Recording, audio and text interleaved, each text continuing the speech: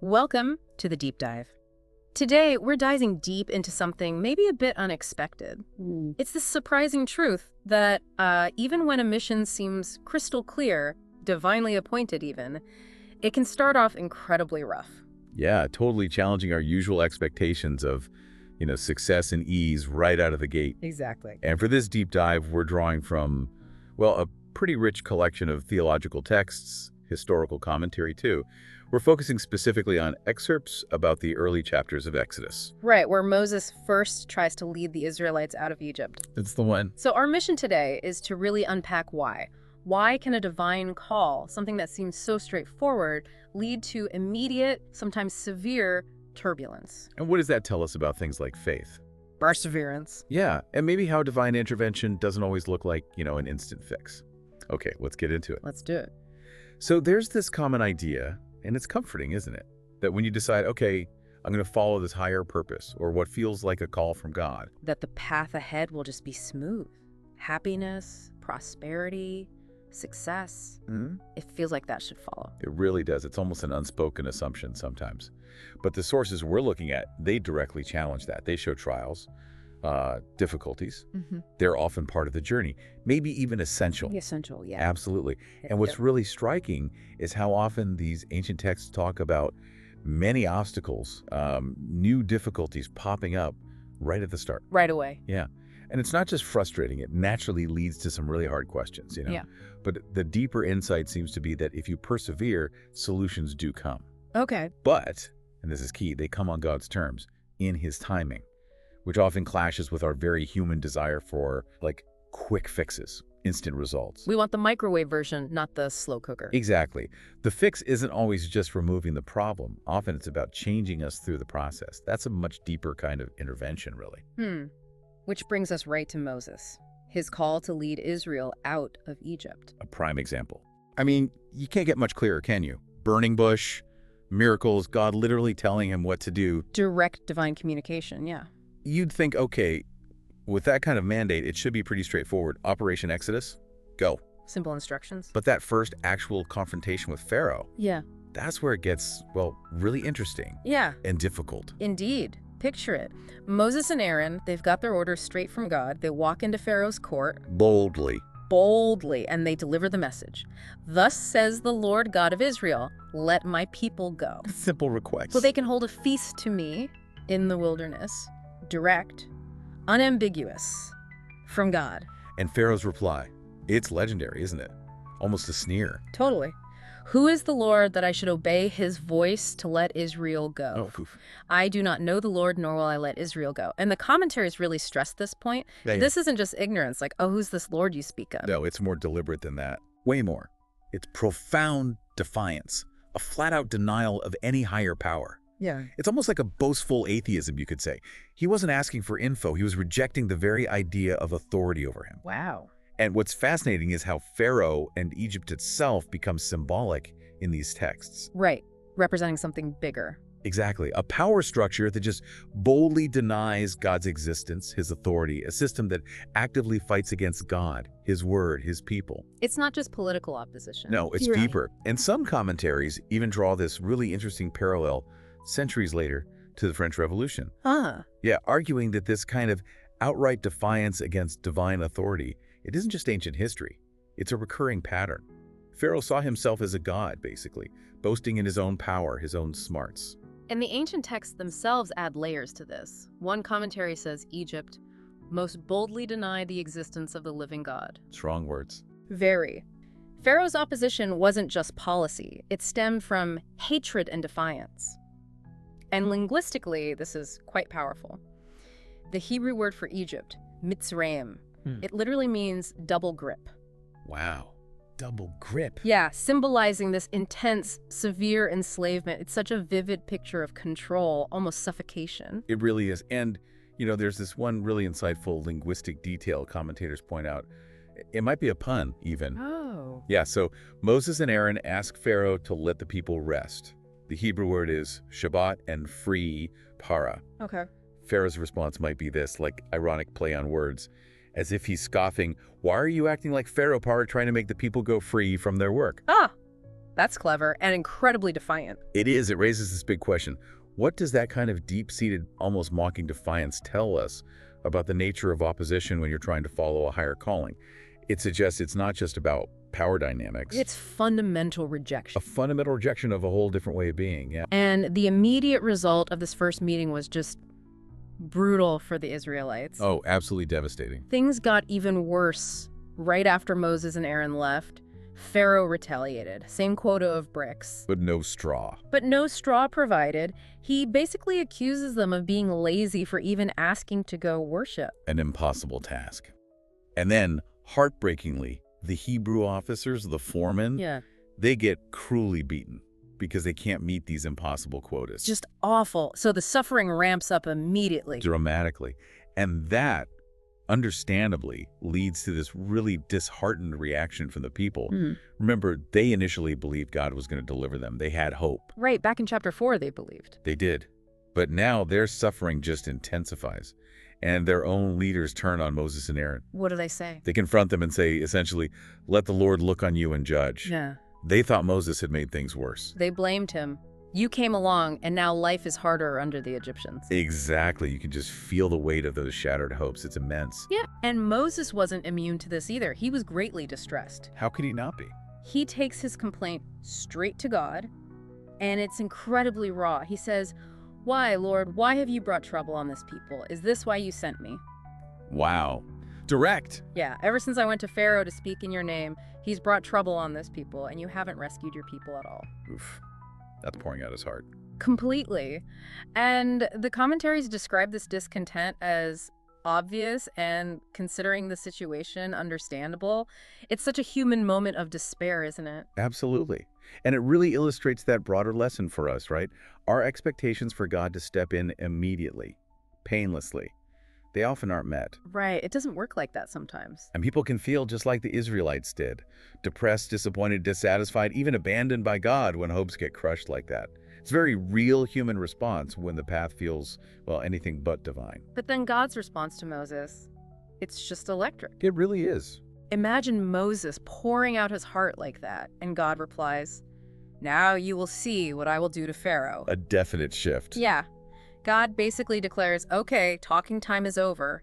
Now I will mightily intervene. You can almost hear the change in tone, the promise of real action. And he immediately follows that up by reminding Moses who he is, his identity, his covenant. That's crucial. He reaffirms, I am the Lord. He reminds Moses, I appeared to Abraham, Isaac, Jacob. I established my covenant. I promised them the land. I've heard the groaning of the Israelites. I've remembered my covenant. It's like he's saying, remember who you're dealing with here. Remember the long game. Precisely. Yeah. It's this profound reassurance of his character, his faithfulness, his long-term promises, even when the short-term looks bleak. And something that really jumped out from the sources about God's response is that repetition of I, the divine I. Very powerful. God solemnly declares he will do 4 huge things for Israel, and each one starts with I. First, I will bring you out from under the yoke of the Egyptians. Second, I will free you from being slaves to them. Third, I will redeem you with an outstretched arm and with mighty acts of judgment. Wow, redemption. And fourth, I will take you as my own people, and I will be your God. It's this massive declaration of ownership, purpose, and deep relationship. And that covenant formula, I will take you as my people, and I will be your God.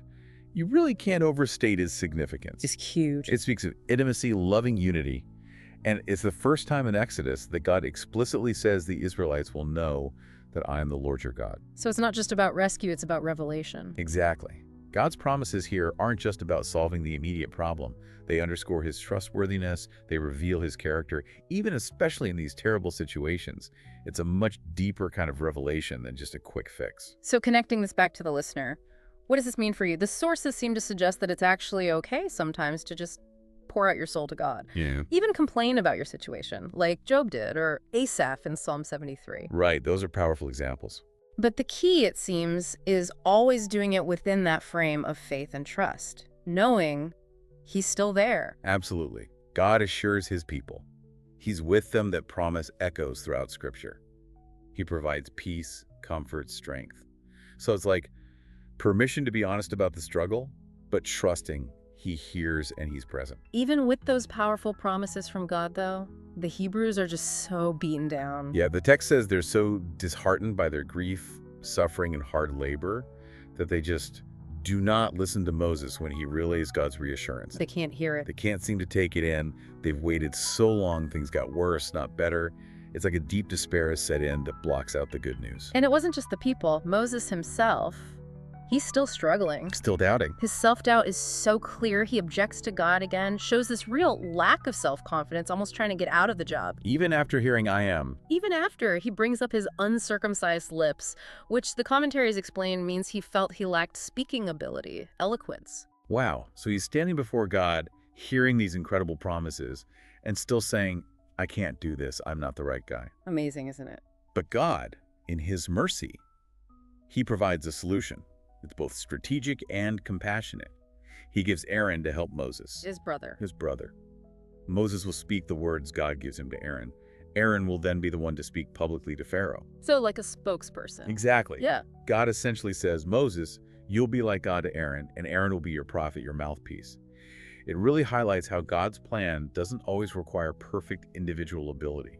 Sometimes he provides partnerships we didn't expect. That's a great point. And God explains the bigger picture here too, right? He says Pharaoh will be stubborn. Yeah, he says he will harden his heart, which is a whole complex topic in itself. For sure, but the result, God says, will be positive in the end. Right, because the Egyptians will know that I am the Lord. So even in the midst of all this chaos, the resistance, the suffering, God's ultimate plan is to reveal himself, to be glorified through it all. And if you connect that to the bigger picture, it just powerfully shows how God's plan unfolds on his terms, often through really unexpected trials. Using imperfect people. Absolutely. Using imperfect vessels like Moses, all to reveal his power both to his own people and to those opposing him. And the sources add another interesting thought here. There's no retirement from the service of God. Meaning Everyone has a part to play, regardless of your age, your position, your background, your perceived flaws. It's this continuous unfolding process. And this whole pattern, God working through difficulties, sometimes in subtle ways, it isn't just confined to ancient history, is it? Not at all. It brings us to this really relatable modern story from Mozambique, actually. Okay. It's about a man named Antonio Kuchata. His family farm had a persistent problem, vervet monkeys. Yeah, monkeys. Clever creatures. And relentless, they were destroying the crops. So his father, quite understandably, ordered Antonio to guard the farm, especially on the Sabbath. Okay, I see where this might be going. Yeah. This created a real dilemma for Antonio. He'd recently become a Seventh-day Adventist, and he deeply wanted to be in church on Sabbath, worshiping. But his father, who followed a different faith, didn't approve. So Antonio was caught. Family duty versus his new conviction. That's a tough spot. So what did Antonio do? His solution was incredibly simple, but also profound. He didn't stay home. He went out to the farm, knelt down, and prayed. What did you pray? Something like, "Dear God, please stop the monkeys from coming to our farm while I'm at church." And then he just went to church. He left the farm unguarded. He did, trusting God. And what happened? The outcome was, well, pretty remarkable. The text says, to his joy, the monkeys stayed away all day. Wow. Just stayed away. Completely. And get this, it wasn't just a one-time thing. No. The story says this happened every single Sabbath while Antonio lived at home. Every Sabbath. Every Sabbath. Right. His father apparently refused to call it a miracle despite seeing it happen week after week. Stubbornness runs deep sometimes, doesn't it? Seems so. But Antonio, he was just filled with gratitude. And he simply said, the monkeys also kept the Sabbath. Huh. That's fantastic. A quiet, personal, but very real demonstration of something. Exactly. It really brings home that message of trusting God even when circumstances seem impossible or demand something else from you. And it shows how divine intervention can be so subtle, so personal. It's like a modern echo of that perseverance we saw with Moses right at his own rough start. It truly is a beautiful illustration. So, wrapping this all up, what does this deep dive mean for you, the listener? It seems Moses' rough start really pushes back against that easy idea that following a divine call means a smooth ride. Definitely challenges it. Instead, it highlights how crucial perseverance is, how God often reveals himself through adversity, not by removing it instantly. And that his timing, his methods, they might not line up with our expectations our desire for quick fixes. Right, and the source material really prompts us to think when things don't go as expected after you've tried to follow what feels like a divine call. It's not necessarily a sign you're abandoned or you got it wrong. It could actually be part of a bigger plan, a plan for revelation, maybe even purification. Right. As one commentary puts it, the Lord permits trials in order that we may be cleansed from earthliness, from selfishness, from harsh, unchristlike traits of character. It's more like a refiner's fire than a sign of failure. A refiner's fire. Yeah. That's a powerful image. So here's a final provocative thought for you to mull over. Okay. If even Moses, someone with about as direct a divine appointment as you can get, faced such bitter disappointment, such deep self-doubt, and actually increased suffering right at the beginning of his mission, what does that teach us about the real nature of faith, our own effort, and God's timing in our lives, especially when our best intentions seem to lead straight into complications?